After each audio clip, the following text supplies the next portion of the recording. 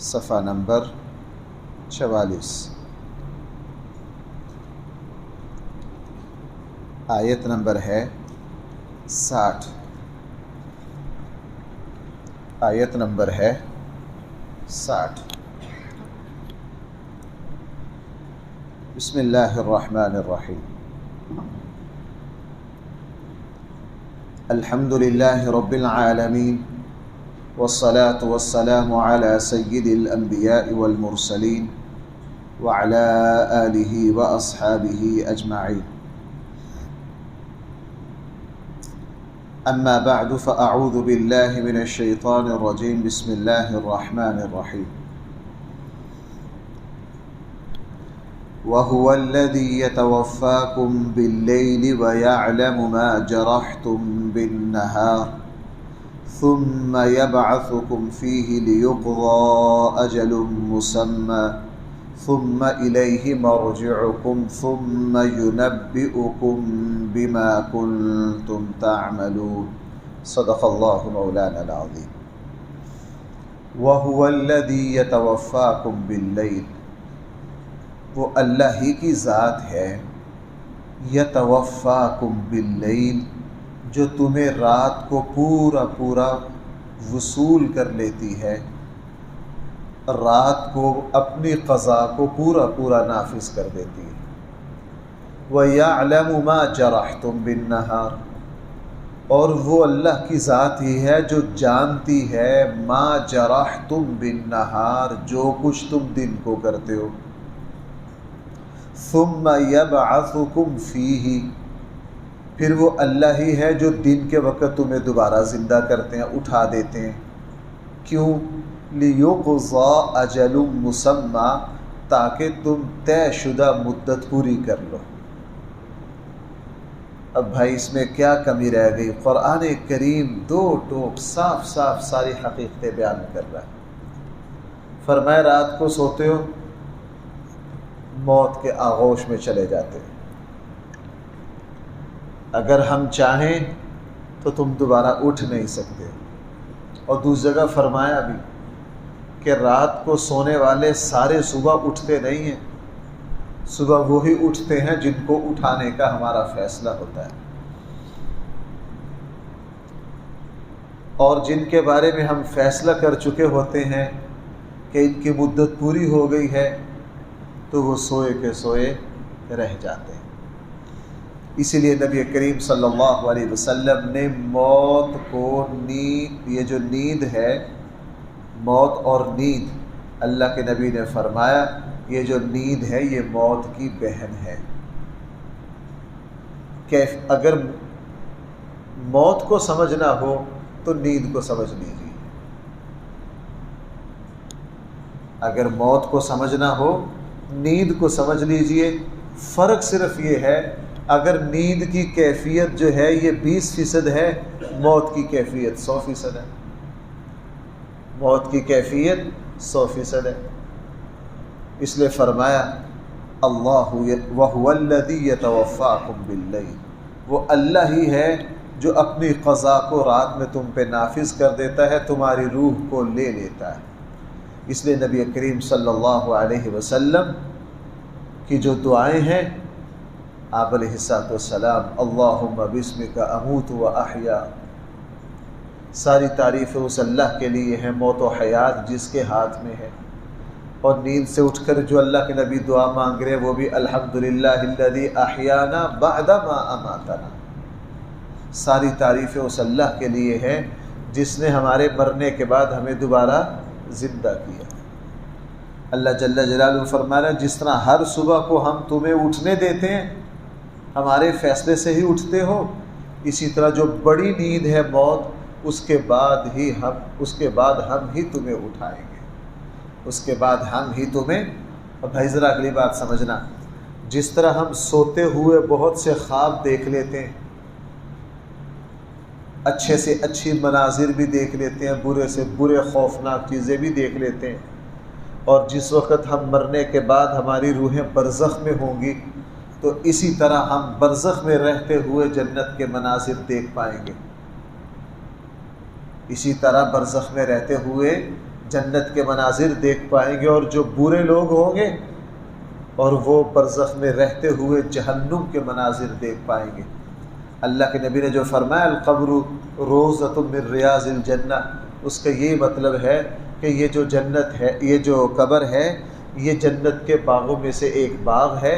حدیث میں ہے کہ جب مومن ہوتا ہے، اللہ کا نیک بندہ ہوتا ہے، تو جنت کی کھڑکیاں کھول دی جاتی ہیں، وہ جنت کے مناظر، بلکہ جو پوری حدیث ہے وہ یہ ہے کہ ایمان والے متقی پرہیزگار کو قبر میں ہر روز جنت میں اس کے اعلیٰ ٹھکانے دکھا کر اس کے شوق اور جذبات کو بڑھایا جاتا ہے۔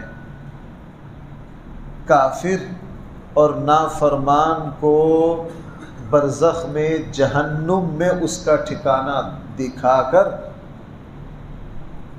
جہنم میں اس کا ٹھکانہ دکھا کر اس کی مصیبت کو اور زیادہ بڑھایا جاتا ہے۔ اس نے فرمایا وہ اللہ ہی کی ذات ہے، یتوفاکم، جو رات کو تمہیں لے لیتے ہیں، وَيَعْلَمُ مَا جَرَحْتُمْ بِالنَّهَارِ، اور وہ جانتے ہیں ما جرحتم، کہ تم کیا کرتے ہو دن کو، ثم یبعثکم فیہ، پھر وہ اللہ ہی ہیں جو تمہیں دوبارہ اٹھا دیتے ہیں دن میں۔ کیوں اٹھاتے ہیں؟ لیقضی اجل مسمی، تاکہ تم اپنی طے شدہ مدت پوری کر لو۔ بھائی آج کل بازار میں ہمیں مصنوعات ملتی ہیں، ان کے اوپر لکھا ہوتا ہے کہ اس کی مدت کب مکمل ہو رہی ہے، اس کی بیکار ہونے کی ڈیٹ کون سی ہے۔ ہم دوائی لیتے ہیں، کوئی چیز لیتے ہیں، اس کے اوپر مدت لکھی ہوتی ہے۔ تو قرآن تو کہہ رہا ہم نے تمہاری مدت بھی لیقضی اجل مسمی، ہم نے پہلے سے تمہارا وقت طے کر رکھا ہے۔ ثم الیہ مرجعکم، پھر اسی اللہ کی طرف تمہیں لوٹنا ہے۔ ثم ینبئکم بما کنتم تعملون، وہ اللہ پھر ایک ایک بات کی خبر دے دے گا جو کچھ تم کرتے رہے ہو، جو کچھ تم کرتے رہے ہو۔ وَهُوَ الْقَاهِرُ فَوْقَ عِبَادِهِ، وہ 100% اختیار رکھتا ہے اپنے بندوں پر۔ بھائی اس کا قبضہ 100% ہے، اس کا دائرہ اختیار اپنے قاہر، یہ جو لفظ قاہر ہے نا، لفظ قادر میں جو بات ہے قاہر میں اس سے زیادہ تاکید ہے۔ وَهُوَ الْقَاهِرُ، وہ پورا پورا قابو اور کنٹرول رکھتا ہے، پورا کا پورا اختیار رکھتا ہے اپنے بندوں پر، اور اس کے بندوں کا، اس کی مخلوق کا ایک لمحہ بھی ایسا نہیں ہے جو اس کی طاقت اور اس کے اختیار سے باہر ہو۔ وَيُرْسِلُ عَلَيْكُمْ حَفَظًا، اور اس نے تمہارے اوپر نگران مقرر کر رکھے۔ قرآن نے 2 جگہ فرمایا لہو معقبات، سورہ رات کے دوسرے رکوع میں بھائی ذرا سننا، فرمایا لہو معقبات من بین یدیہ ومن خلفہ یحفظونہ من امر اللہ، دائیں بائیں تمہارے فرشتے بیٹھے ہیں جو بھائی تمہاری کیا کرتے ہیں؟ حفاظت کرتے ہیں۔ اور کرامن کاتبین یعلمون ما تفعلون، ان کو تو ہر کوئی جانتا ہے۔ انہی فرشتوں کو حکم دیا جاتا ہے جس وقت اس کی مدت پوری ہوتی ہے، وہی فرشتے اس کو۔ تو فرمایا کہ ہمارا غیبی نظام ہے تمہارے دائیں بائیں، اور یہ نہ سمجھنا کہ تم کچھ بھی کرتے رہو، اللہ کو اس کا پتہ نہیں چلے گا۔ اور بھائی جس مسلمان کا ان باتوں پر جتنا ایمان ہوگا، اس کی اصلاح اور تربیت اتنا ہی زیادہ ہوگی، اس کے لیے اللہ کی نافرمانی اور گناہ سے بچنا اتنا ہی آسان ہوگا۔ حتی اذا جاء احدکم الموت، یہاں تک کہ اذا جاء، جب آ جاتی ہے، احدکم، تم میں سے کسی کی موت، توفتہ رسلنا، تو پورا پورا وصول کر لیں گے تمہیں ہمارے رسول یعنی ہمارے فرشتے، وَهُمْ لَا يُفَرِّطُونَ، اور وہ بالکل بھی کوتاہی نہیں کریں گے، وہ بالکل بھی کوتاہی نہیں کریں گے۔ جس کا ایک پاؤں گھر میں ایک باہر۔ آج بھائی کیا ہو رہا ہے؟ نماز پڑھ رہے ہیں، کوئی واش روم سے ایک پاؤں اندر ہے ایک باہر ہے، ہم دن رات بھائی اس طرح کے واقعات سنتے ہیں، دن رات اس طرح کے واقعات. مجھے اور آپ کو کوئی پتہ نہیں آج کے دن میں میرے اور آپ کے ساتھ کیا ہونا ہے، میرے اور آپ کے ساتھ کیا ہونا ہے. فرمایا وَهُمْ لَا يُفَرِّطُونَ، وہ کسی طرح کی کوتاہی نہیں کرتے. ثُمَّ رُدُّوا إِلَى اللَّهِ، وہ پھر تمہاری روحوں کو نکال کر ردوا الی اللہ، تمہیں اللہ کی طرف لے جاتے ہیں جو تمہارا حقیقی مولا ہے. الا لہ الحکم، لوگوں اچھی طرح سن لو، حکم اسی کا چلتا ہے، آرڈر اسی کا چلتا ہے. وہو اسرع الحاسبین، اس سے زیادہ جلدی حساب لینے والا کوئی نہیں. وہو اسرع الحاسبین، اس سے زیادہ جلدی حساب لینے والا. جیسے وہ مشہور ہے نا، شداد نے اپنی جنت بنائی تھی، اور جب وہ جنت تیار ہوگی اس کو دیکھنے کے لیے آیا تو دروازے پر اجل مسمى، مدت پوری ہو گئی، ایکسپائری ڈیٹ آ گئی، تو فرشتوں نے وہی پکڑ لیا، ایک پاؤں آگے اور ایک پاؤں پیچھے. فرمایا وَهُوَ أَسْرَعُ الْحَاسِبِينَ، اس سے بڑھ کر کوئی حساب لینے والا نہیں. قل، آپ ان لوگوں سے پوچھئے. دیکھو بھائی، یہ سورہ انعام جب سے چلی ہے، عجیب انداز ہے اس سورت کا. اللہ تعالیٰ اپنے ہونے کے دلائل اس رنگ میں بیان کر رہے ہیں تاکہ میرے بندے کل کو یہ نہ کہہ سکے اللہ آپ تو ہمیں نظر نہیں آتے تھے. میں نے بڑی مرتبہ آپ کی خدمت میں بات عرض کی ہے، اللہ نے اپنی ذات کو چھپا لیا ہے لیکن اپنی صفات و اختیارات کو اتنا واضح کر دیا. میں یوں کہہ سکتا ہوں، آنکھوں سے نہیں، ہم اپنی بصیرت سے، اپنے ایمان سے، ہر مومن ہر وقت اللہ کو دیکھتا ہے. بھائی میں غلط تو نہیں کہہ رہا، آنکھوں سے تو ہم اپنے اللہ کو نہیں دیکھتے، لیکن اپنے فہم اور شعور سے، اپنے ادراک سے ہر روز اللہ کو دیکھتے ہیں. ہر روز اللہ کو، جو کچھ قرآن بیان کر رہا ہے ہم زندگی میں سارا کچھ وہ ہوتا دیکھتے ہیں. اب آگے کیا فرمایا؟ قل، آپ ان لوگوں سے پوچھئے، من ینجیکم من ظلمات البر والبحر، تمہیں کون نجات دیتا ہے خشکی اور سمندر کے اندھیروں سے؟ تمہیں کون نجات دیتا ہے؟ کبھی آپ ان بزرگوں کے پاس بیٹھو، ایسے بندے کے پاس بیٹھ کر دیکھو جنہوں نے سمندر کے سفر کیے. تدعونہ، سمندر میں تم اسی کو پکارتے ہو، تضرعا و خفیہ، عاجزی سے بھی اور خفیہ بھی. جب بھی کسی آزمائش میں آتے ہو، مشکل میں آتے ہو، تو پھر تم اسی کو پکارتے ہو. کیوں؟ تمہارا اندر بتا رہا ہوتا ہے کہ وہ ہے، تمہارا اندر بتا رہا ہوتا ہے کہ وہ. بھائی میں یہ بات عبرت کے لیے کہہ رہا ہوں، تو بناؤز باللہ کوئی کسی کو حقارت سمجھ کے نہیں، عبرت کے لیے. آپ جائیے کبھی ہسپتالوں کی مسجدوں میں ایک مرتبہ جو ایمرجنسی ہوتی ہے آپ وہاں جائیے، یہ جی آئی سی یو ہے، کبھی جائیے اس کے سامنے. وہ لوگ جو خدا کے وجود کے منکر ہیں وہ بھی وہاں کھڑے ہو کے اللہ کو پکار رہے ہوتے ہیں. بھائی میں کیا بات عرض کر رہا ہوں؟ وہ لوگ جو ساری زندگی اپنے عمل سے، اپنی زبان سے اللہ کا انکار کرتے ہیں، اس لمحہ میں وہ بھی کس کو پکار رہے ہوتے ہیں؟ وہ بھی اسے اللہ کو پکار رہے ہوتے ہیں. کیوں؟ ہمارے خمیر میں ہے اللہ کو پکارنا. بھائی کیا ہے؟ ہمارے خمیر میں ہے اللہ کو پکارنا. اسی لیے 90-95% انسان وہ ہے جو اللہ کو پکارتے ہیں. آج کے سکھ کو بھی دیکھ لو، آج کے ہندو کو بھی دیکھ لو، ان کے پاس نبی کی تعلیمات نہیں ہیں، اس کے باوجود بھی بھائی وہ اللہ کو پکارتے ہیں کہ نہیں؟ جب بھی انسان مشکل میں آتا ہے تو فطری طور پر وہ اللہ کی طرف بھاگتا ہے. کیوں؟ ہمارے اندر وہ پرزہ فٹ کر دیا ہے اللہ نے، جو سگنل دیتا ہے مشکل میں کہ اللہ کے سوا تمہارا کوئی نہیں ہے. اس لیے قرآن نے فرمایا تدعونہ تضرعا وخفیہ، یہ اسی اللہ کو پکارتے ہیں عاجزی سے بھی اور خفیہ طور پر بھی.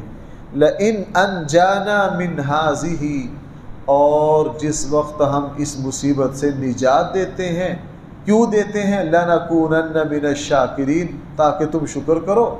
ہم مصیبتوں سے اس لیے نکالتے ہیں تاکہ مجھے تم یاد کرو، لیکن تم کرتے کیا ہو؟ قل اللہ ینجیکم منہا، آپ ان سے کہیے اللہ ہی تمہیں نجات دیتا ہے، منہا، ان ساری مصیبتوں سے، ومن کل کرب، ہر طرح کی پریشانی سے، ثم انتم تشرکون، پھر تم اللہ کے ساتھ شرک کرنے لگ جاتے ہو. پھر تم اللہ کے ساتھ کیا کرنے لگ جاتے ہو؟ آج ہم میں سے کوئی دو باتیں دیکھو بھائیوں، بڑی عبرت والی ہے. پہلی بات یہ ہے، یہ مشرکوں کا حال قرآن بیان کر رہا ہے کہ جب یہ پریشانی میں آتے ہیں اللہ کو یاد کرتے ہیں. اگر کوئی لا الہ الا اللہ پڑھنے والا پریشانی میں بھی اللہ کو نہ یاد کرے، وہ مشرکوں سے بدتر ہو گیا کہ نہیں؟ پریشانیوں میں مشرک کس کو یاد کرتے ہیں؟ اگر آج کا مسلمان پریشانی میں بھی اللہ کو یاد نہ کرے تو اس کا یہ عمل مشرکوں سے بھی بدتر ہو گیا. کس سے بھی بدتر ہو گیا؟ مشرکوں سے بھی بدتر ہو گیا. دوسری بات یہ ہے کہ آج ہمارے ذہن میں یہ اشکال آ سکتا ہے، یار ہم جب پریشانی سے نکلتے ہیں ہم تو اللہ کے ساتھ شرک نہیں کرتے. قرآن کہہ رہا ہے ثم انتم تشرکون، تم سب شرک کرنے لگ جاتے ہو. اس کا کیا مطلب؟ ہم سب شرک کرتے ہیں اگرچہ اس درجے کا نہیں. وہ کس طرح؟ جب مصیبت سے نکل آتے ہیں نا تو پھر جب لوگوں کو بیان کرتے ہیں نا خوشی میں کہ میں مشکل حالات سے نکل آیا، تو پھر اپنی تدبیروں کا بڑا ذکر کرتے ہو. میں نے یوں کیا، پھر میں نے یوں کیا، میں فلاں بندے سے ملا، پھر میں ادھر گیا، پھر میں جو اس ڈاکٹر کا کسی نے بتایا، پھر میں نے اس کی دوائی کھائی، پھر میں وہاں گیا، پھر میں نے وہاں سے آپریشن کروایا. کیوں بھائی ہم اس طرح کرتے ہیں کہ نہیں؟ پریشانی میں اللہ کو پکارتے ہیں. اللہ تعالیٰ فرماتے ہیں میں جب پریشانی سے نکال دیتا ہوں پھر ماشاءاللہ اپنے پیسے کا ذکر آ جاتا ہے، اپنے تجربے کا ذکر آ جاتا ہے، پھر ڈاکٹر کا ذکر بھی بیچ میں آ جاتا ہے. تو پھر اس مصیبت سے نکلنے کے لیے تم اپنی تدبیروں کی طرف ہی نسبت کرتے ہو، اللہ کی طرف نسبت نہیں کرتے. بھائی قرآن یہ غلط تو نہیں بیان کر رہا. میرے اور آپ کی زندگی کے تجربات 100% کہہ رہے ہیں کہ یوں لگ رہا ہے جیسے یہ قرآن میرے اور آپ ہی کی دل کی کیفیت کو بیان کر رہا ہے، میرے اور آپ ہی کی دل کی.